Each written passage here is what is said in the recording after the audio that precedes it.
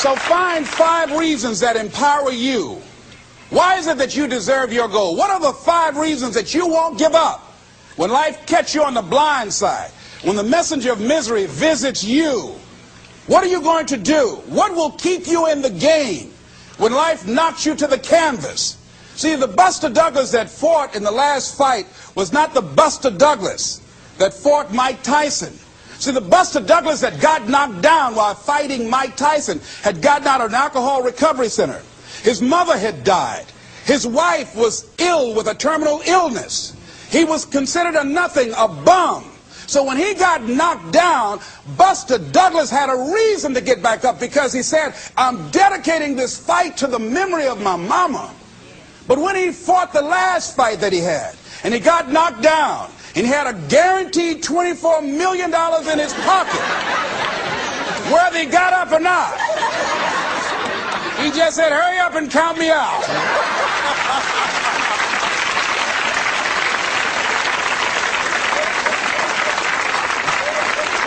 And I don't blame him. Why get hurt? He said, no, why'd you leave so soon? Somebody's about to get hurt, me. So you've got to have some reasons that when life knocks you down, and it's going to. Hello, it's going to knock you down. When people disappoint you, and that's going to happen. When they betray you, and that's going to happen. When they lie to you, and that's going to happen. When they say, oh, you can count on me, and they won't show up, and that's going to happen. When you want to throw in the towel and give up yourself, and that's going to happen. When life collapses on you and catch you on the blind side and drop you to your knees and start choking you, you got a dream? No, I ain't got no dream.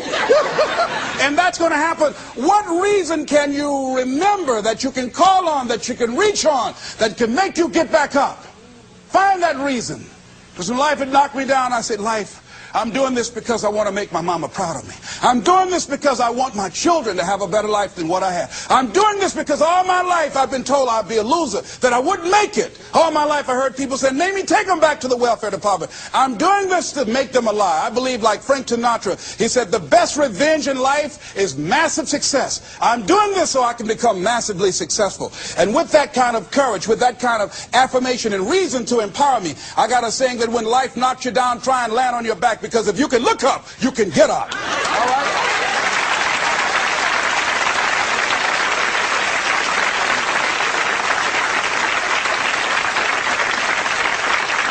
So when you run out of money, when things don't work out for you, when things happen that you could not anticipate, what are the reasons that you can think of that can keep you strong, that can keep you in the game, that will be your rod and staff to comfort you, that can be your bridge over troubled waters? Those reasons are very important. Nietzsche said, if you know the why for living, you can endure almost anyhow.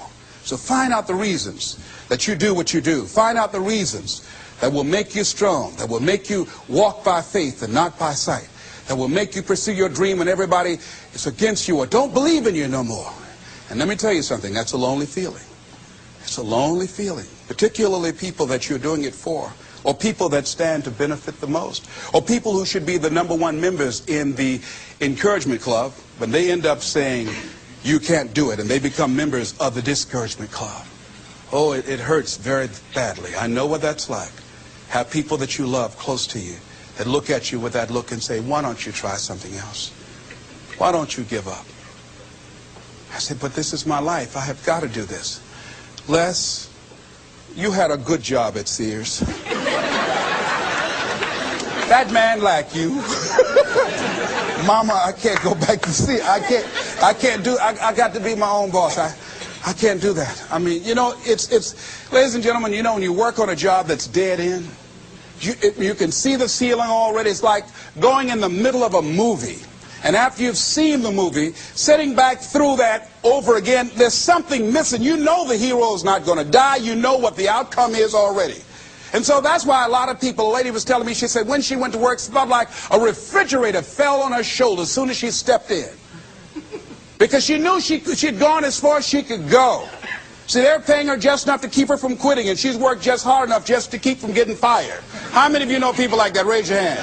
The ones of you didn't raise your hand, you the one. I'll just tease it, all right? Here's something else. Make a commitment to be happy. See, You know, I have you laughing a lot. See, life is too short going through it looking homely, tired, and ugly. Sometimes we take life too seriously. Oh, no. Make a commitment to be happy. Find little things just to get tickled about. And laugh. Find ways to be happy in the moment. A lot of people say, well, I'll be happy when I pay off all my bills. No, no, no. I'll be happy when I get my divorce. Oh, no, no, no. I'll be happy when the children gone. Oh, no, no. You want to be happy now. See, there are no guarantees. No one say you're going to be here 2, 3, or 4 years from now. So you want to be happy right now in the moment. Repeat out to me. I must make a commitment.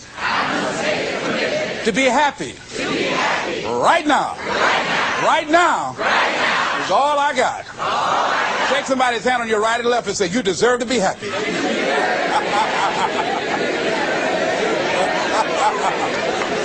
Make a commitment to be happy, because life now has new meaning for you. Just enjoying the sunset, or just looking at life, or looking at nature, going for a walk. It's the little things in life that counts. Here's something else that you want to begin to do in order to make this your decade. You want to begin to get all the toxic people out of your life. Hello? Energy drainers, get them out of your life. See, ladies and gentlemen, it takes a lot of energy to reach your goal.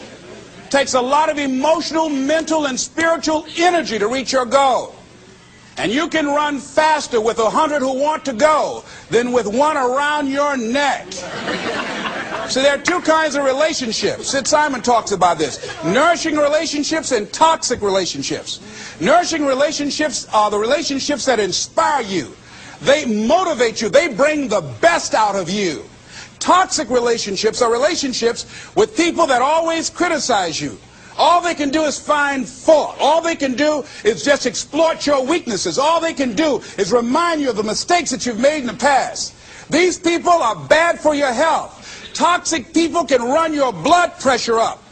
One apple can spoil a whole barrel. One negative energy drainer can spoil your whole life. I know people whose lives have been ruined because somebody wasn't good for them. See, there are some people that aren't good for you. Hello? They aren't good for you. You've got to get them out of your life. See, a lot of people put up with a lot of foolishness because they don't want to die by themselves. Here's what I believe. I believe in a one-to-a-box theory.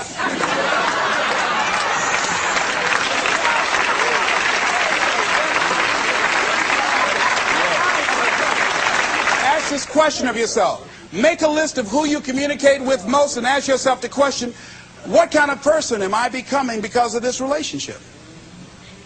Is it helping me to grow mentally and emotionally and spiritually? Am I becoming a better person because of this relationship? Do they bring out the best in me? Do they inspire me? Do they encourage me to develop my greatness? Do they make me stretch?